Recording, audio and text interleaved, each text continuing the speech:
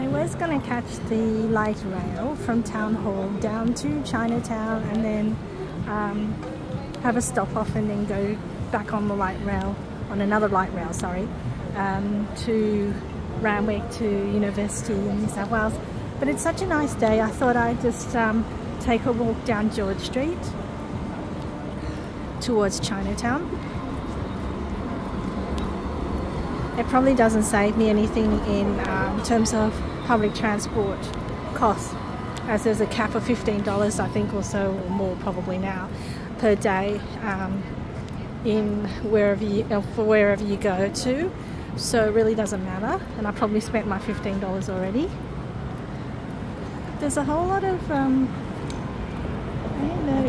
police and ambulance around the CBD at the moment. I don't know why. Maybe this is normal during the week. I'm not sure because I don't really go out here very often. It could be just in case there is a light rail accident or an attack, I suppose, which can happen.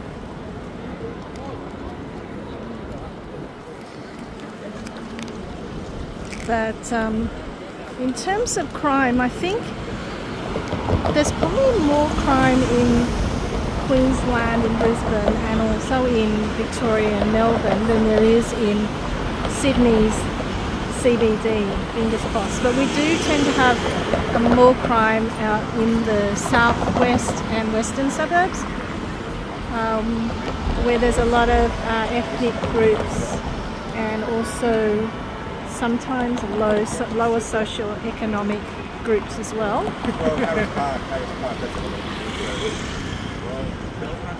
But it is a really nice day. I really should have my hat on. It is quite glary. So to your right, Regent Place, there is actually a lot of little concessions and food stalls hidden down in that little alley there, and there's a couple of floors, so there's an escalator I think in that little laneway there. And all along George Street you'll see all these little Asian stores popping up everywhere. Most of them that I haven't even heard of, especially the smaller ones, but the larger ones like the Uncle Tetsu's cheesecake I've heard of. There's a few of those around and around Australia. And there's the big cinema there, the main cinema, which used to just be called Hoyt's in my day, so it's now the event cinema.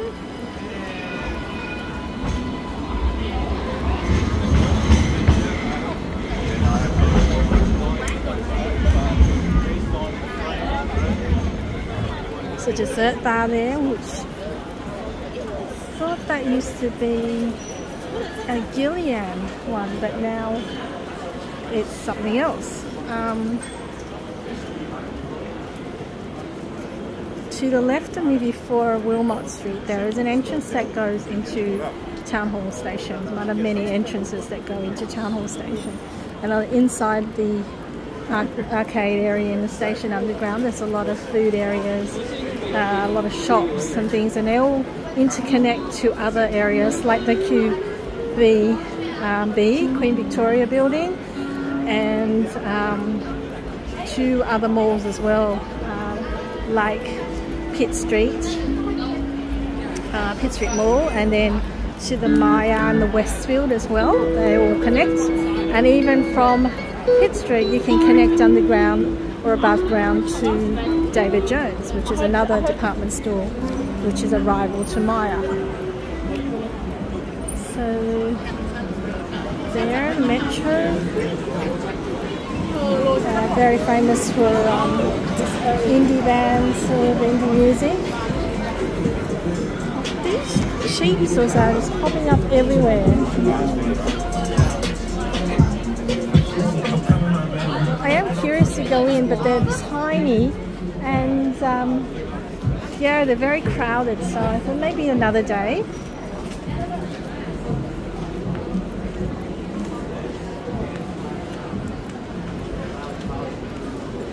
It's very busy along George Street. And it's a Friday. I don't know why people are complaining that there is a lack of people in the CBD. Certainly in Sydney there's a lot of people walking around during the day. Even at night it gets a little bit busy, but apparently not busy enough. So the light rail to Randwick, the L2, is one of the lines from Circular Quay on the light rail. The other one is the L3.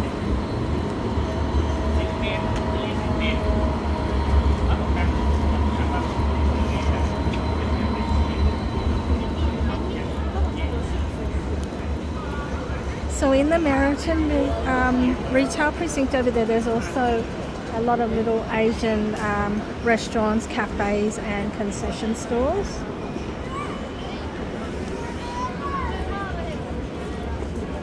I'm fascinated by this little store here. They have one in Melbourne that's similar, but it's been around for decades, and it sells, I think, orange and orange products, orange juice, rather than what that one was selling, which is like mangoes or something. Not quite mango season yet, but they've probably got alternative fruits there.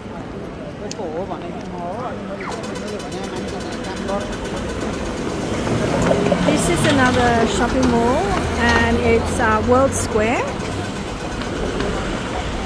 So it's quite a big mall for the CBD. Not as big as Pitt Street and Westfield, but quite a big mall. There's a Coles underneath. There's some places to eat. There's a JB Hi-Fi, a lot of clothing stores, footwear, accessories, a lot of Asian stores, and the turnover in this shopping centre is quite high. Every few years or every year there seems to be a lot of the stores or chain stores or international brands changing.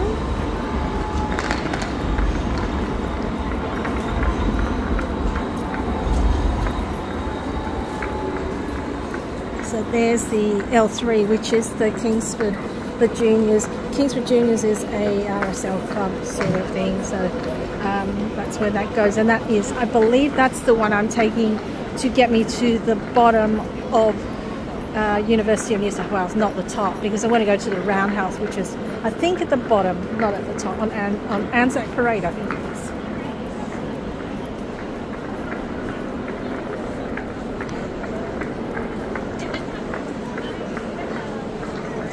Every time a new tea place opens, so I was looking at the Hay Tea back there, there's a queue of Asians queuing up to try it. Back in my day there was only probably two main bubble tea outlets, and that was Easy Way, which is no longer, and they established the chain bubble tea market in Sydney and around Australia. And then there is Chat Time. Now Chat Time still exists, but their popularity and their the amount of stores they have has decreased dramatically. Probably there's a lot of competition now, a lot more competition in the bubble tea market. Or bulba, sorry, I think that's called bulba. The proper term for it is bulba, but I call it bubble tea because that's what we knew it as when we had it in my day. I keep saying my day, and I keep saying I'm really old. I am old, but not retired old yet.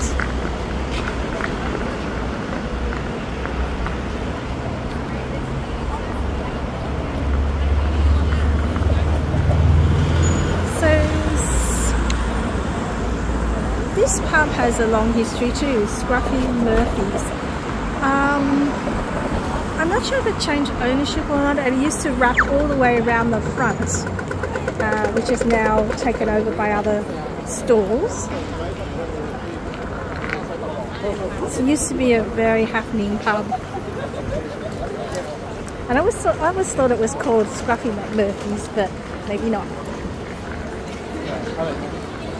So we're getting closer to the Chinatown precinct, and you can tell as you walk closer and closer to Chinatown, all the stores, most of the stores become more and more Asian and more in Chinese or some other Asian language, possibly Korean or Malaysian or some other other language. Sorry, I said dialect, I meant other language.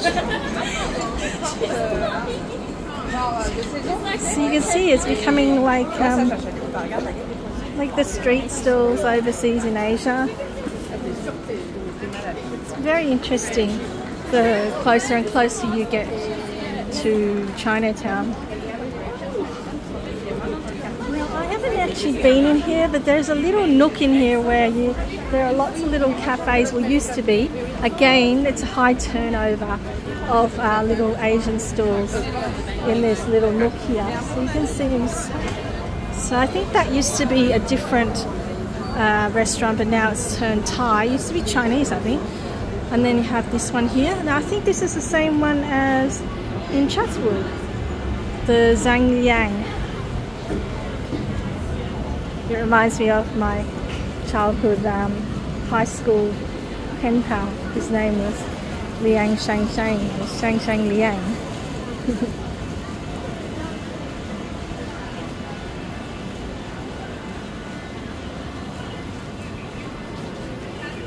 Trying to get not a lot of people in there, but I'm trying to show the area. So of course they have to have an HSBC near Chinatown. And that HSBC has been there for decades, along with the ANZ and the Westpac across the road. There used to be a National there, where you can see that building there, but that's been gone for a very long time. That's how our banks used to look like, and that's heavy sandstone or very heavy stone look from the 60s, I suppose, or before.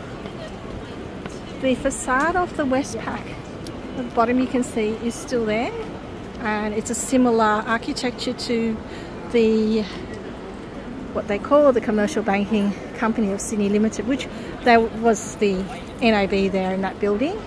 So that's the type of architecture along this area, and you can see across the road as well, which is the Bank of China, and that's been there for quite a few decades as well. That building there wasn't originally a bank, but they've been there for quite a few decades as well. And then on this side here, now this used to be a tech building. It still is. If you go upstairs and on the sides here, you can see there's some tech stores still, but mostly taken over by other types of retail now. But this building here, I know a little bit about this building. I used to visit here and buy my tech here from one of the stores along here many decades ago. And I've been upstairs and bought a few things as well from the tech stores up there. But my family has a history in this little area here. So where this used to be, this area here where the, what's it called, Sweet Town, which is quite new, and then this Capital Computer Store, which has been here for decades as well, although I might have changed ownerships over the year. These two stores here was where my father used to own a supermarket. So he had to, it was bought back off him by the government because they wanted the land for redevelopment. So we used to have a supermarket here, and I remember it was like this, and it had the entrance, and then it had a glass bain-marie just on the right, and it had, believe it or not, Peking ducks hanging, or barbecue ducks, I don't know what you would call them, but hanging down on the traditional butcher's hooks. And I remember my dad having sacks of rice and noodles and wonton wrappers and things like that. Everything Asian that you could imagine, and a lot of kitchenware as well. Yeah, it was an interesting period of time. And it was a pity that my dad had to sell it back, or well, give it back to the council. But that's a little bit of an interesting background just there of this building. And of course they have a pub. That pub's been there for a very long time, but it's changed hands a lot. And then there's a 7-Eleven, obviously, that's been there for a while as well. Getting to this building over here, this used to be a library.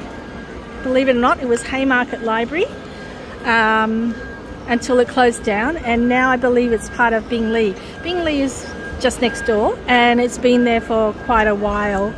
So yeah, that's the history of that little building on the corner as well. Again, it's the same type of architecture as the old banks across the road. Okay. Now, getting into this area here, I am going to point out a few landmarks here. Capitol Theatre has been there for a very long time. It had a bit of a refurb, but it's always been the Capitol Theatre. And past the pub here,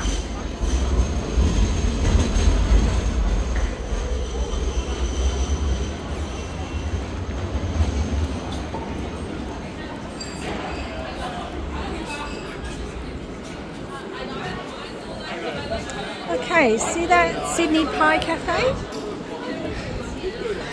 This was not the original Harry's Cafe de Wheels, but an offshoot of it. And it was doing very well, but again, it's changed hands.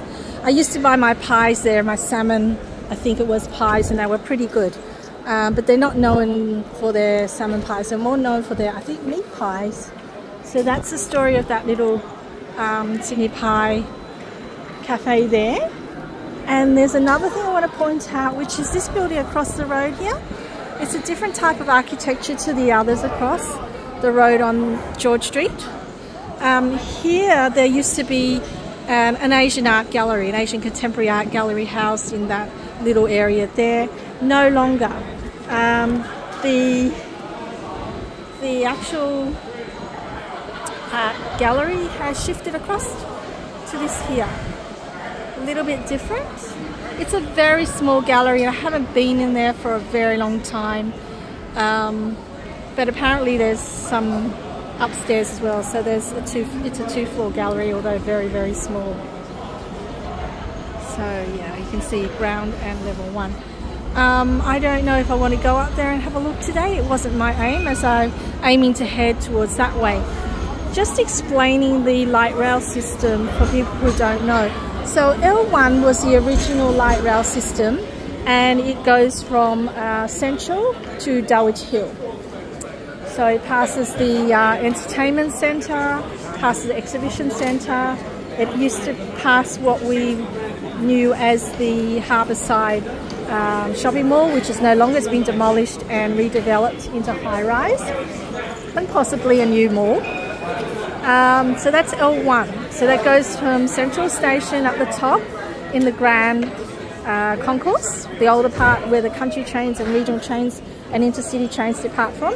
And then it goes down past the park, along this street, and then towards Dulwich Hill along Darling Harbour. Then you have on George Street the two that I pointed out, which is the L2 and L3 light rail, which came much later on, and they start and finish at Circular Quay and go towards Randwick. So one goes towards Randwick down the bottom, and one goes towards Randwick up the top. So the one down the bottom goes along Anzac Parade, past the race course, past Surrey Hills, and all that area there, past, I think, Moore Park, I think it's called. And that goes, yeah, along that way. And then it's those two split, so one goes up onto the top section towards Randwick Hospital, which is at the top end of New South Wales University. So depending on where you're studying at New South Wales University, you get off at the top on the L2 or you get off on L3. I'm sure I'll probably explain, if I remember later on, how that works when I get off at the bottom of New South Wales Uni near the Roundhouse, which is the closest stop to the Roundhouse, which is on Anzac Parade, rather than on High Street, I think it's called, or near the hospital, Randwick Hospital. So there you go. These trains go towards Central as well, but Central is not the terminating station. It's actually just a one of the stops along the route. So they also depart on the lower ground floor or so of the train station at Central, rather than from the Grand Concourse at the top.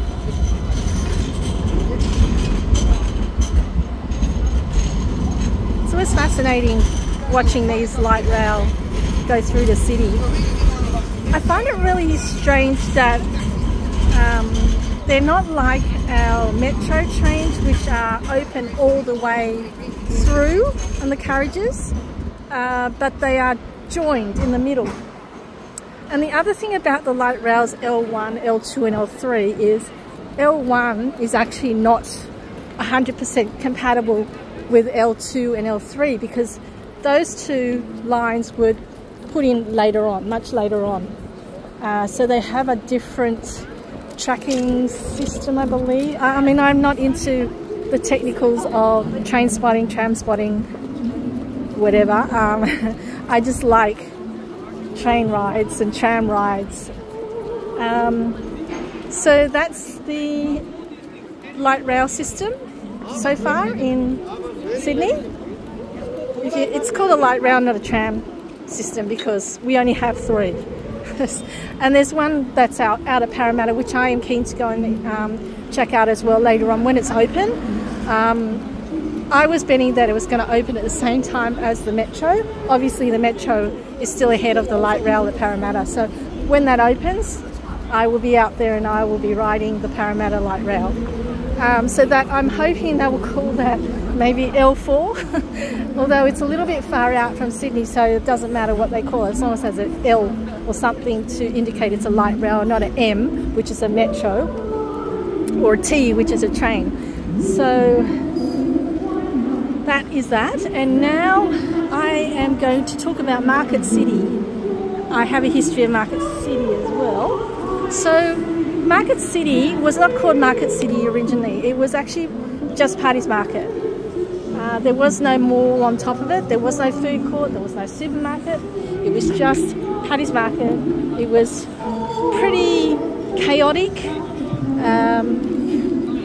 I'm not going to say like dirty, because markets tend to be pretty rough.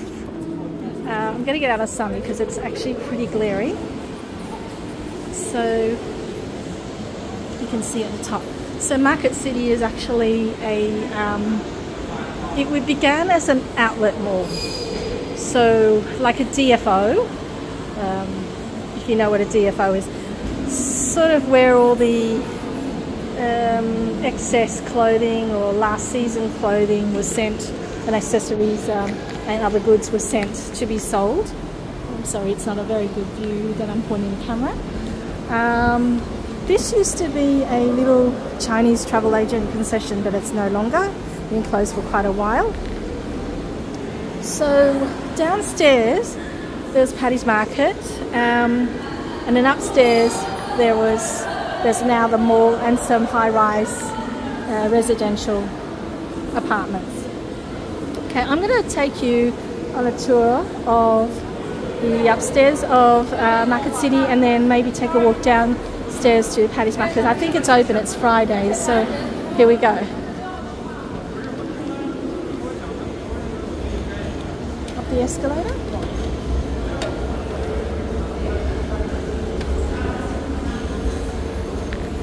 So this is the actual real centre of Chinatown, which has expanded from that little street across the road, which is Dixon Street.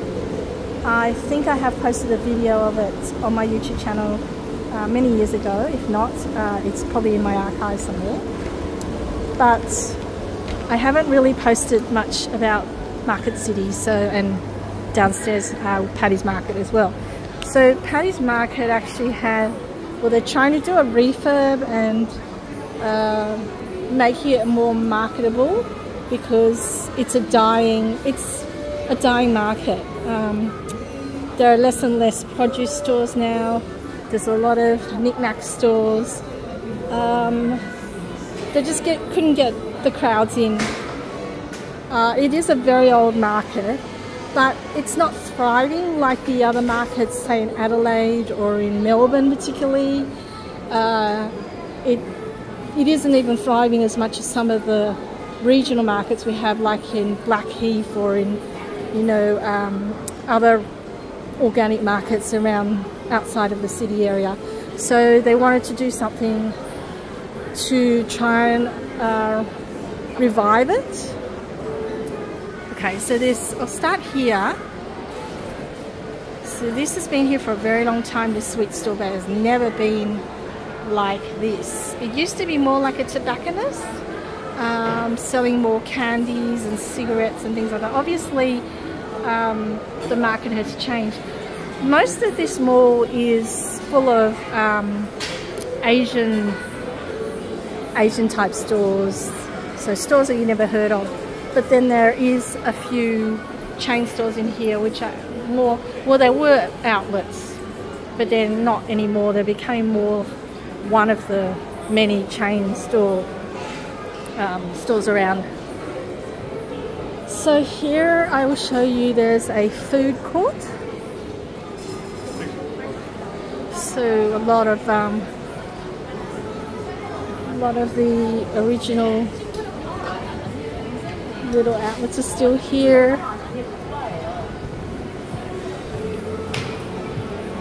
It's a lot more open and nice here now. At one stage there was it was very run down and they didn't really know what to put in the middle, and there was a blank space in the middle here with nothing, unless there was some kind of festival on, like the Moon Festival, where they set up all these little mooncake concessions, or if there was a Chinese New Year and they'd had the lanterns hanging from above, which it looks pretty bare without, or at Christmas time when they have the giant Christmas tree here and other displays. So a lot has changed, and there's a high turnover of stores here as well. So that is my favourite store over there, although, is it still the same? Let me see. It used to be a Taiwanese. Yes, it is my favourite Taiwanese concession, food concession. So as you can see at the moment there's nothing on, so they've put some kind of a shoe concession in the middle to fill it up. Certainly the displays are brighter, and they've really put some effort into sort of refurbishing it and reviving the centre, the mall. When I first came here and opened, I actually worked here upstairs, and I used to work for Table 8 Clearance, and that's where I think the Cotton On or Supre is now at the moment. Another company that I used to work for after I left had a small store on the second floor, I think, and they're long gone. Even the company is long gone. The company Table 8 is long gone as well. Here they used to have, this wasn't a food court originally. The food court was actually on the top floor where that restaurant there, the 8, was. Up there the whole food court was like in a sort of circle or a loop, and they had all these different types of Chinese food concessions and other Asian food concessions up there in the corner in a big area, and they had seating. But now it's become really upmarket, and it's been really refurbished and relocated down to this area here. And what they've done with the upper floor, I will show you probably in a minute, is they put all the restaurants up the top. So they're all, the major restaurants are all up the top there, all the Asian restaurants. The supermarket here, oh, did I change this bakery? Okay. the taike is an IGA. It's been here for a very, very long time. I used to love going in here because you never know what you can find in here. It's not like a normal IGA. It's very Asian oriented, so you can find a lot of Asian things in here that you wouldn't normally find in a normal IGA. They call it an IGA Express. I don't think so. It's the largest IGA I've actually seen, larger than the St Leonard's one and the old St Ives one as well. It could become a Coles, so that's that big. It could become a Coles or a Woolworths and not just a Metro or a local. So I've showed you down here, so you can see a few shoe places, platypus, and then there's the casino or the bar pub in the corner there. So let's go up to the first floor. Now that I've shown you the supermarket, the food courts, and all the little stores around on the ground floor above Paddy's Market.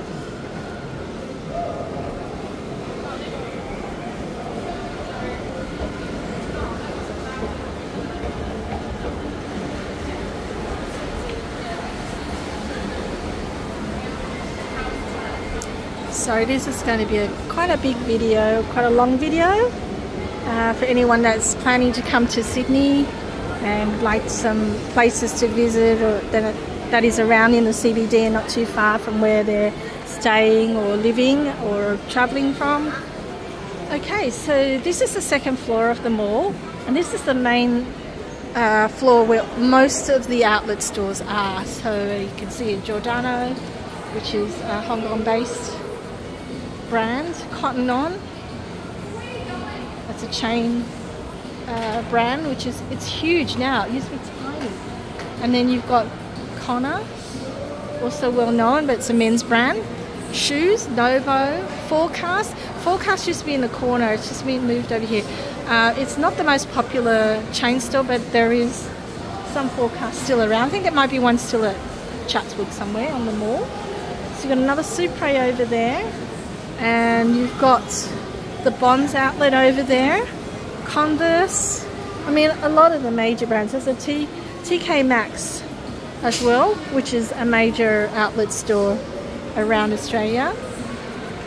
So TK Maxx is actually known as TJ Maxx, I believe, in the US and Canada, if there is one in Canada. YD, another men's store.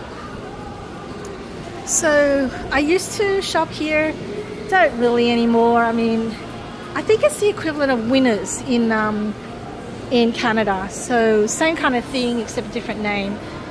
It's probably due to the franchise, that the name is actually slightly different around the world, if they have them around the world. So they have some, yeah, big brands. You can find some really unusual stuff in there, but if I'm going to shop, I'm going to shop at Winners overseas. The Bonds outlet, the Filia outlet. Now a lot of these have been moved around on this floor, these stores. Filia's been around for a while in this mall, probably a few decades. I think that used to be the Bonds outlet, so they've sort of moved around a bit. Supre used to be right at the corner where I think TK Maxx used to be.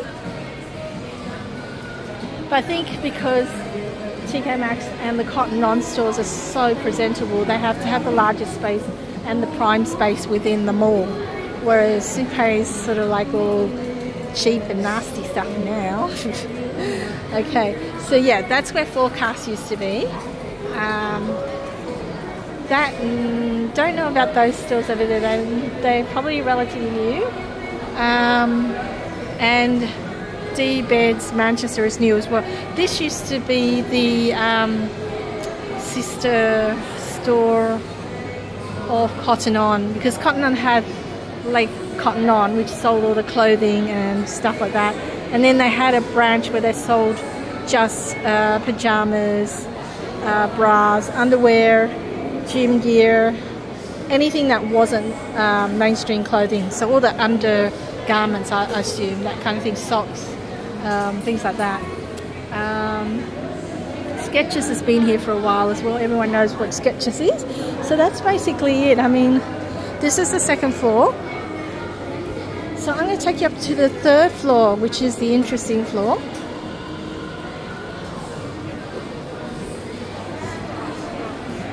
Two sets of escalators, so one on each end. So it's a pretty big open space. I mean, I like it. It's because it's really open in the middle of each floor.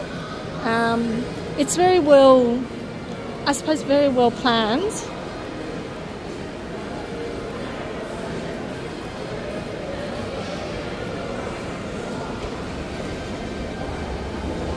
I'm actually enjoying my time here today, even though I don't have anything to buy or eat or want to eat, and I didn't come here to shop.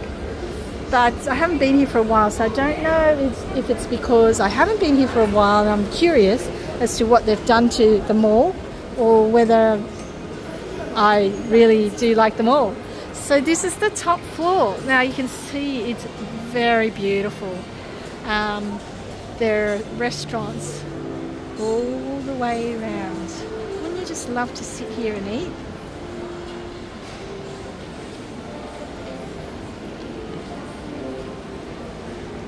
I even like the name, 1909 Dining Precinct.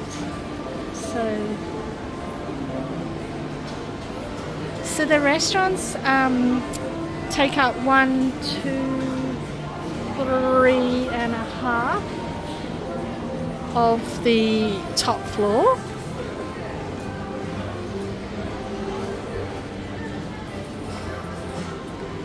I like how there's a waiting area, a seated area in the middle as well, because sometimes there can be long queues to get into these places.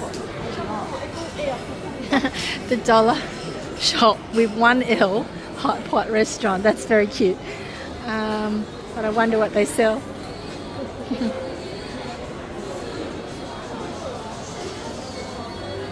Wow, you could probably sit here and do some work too.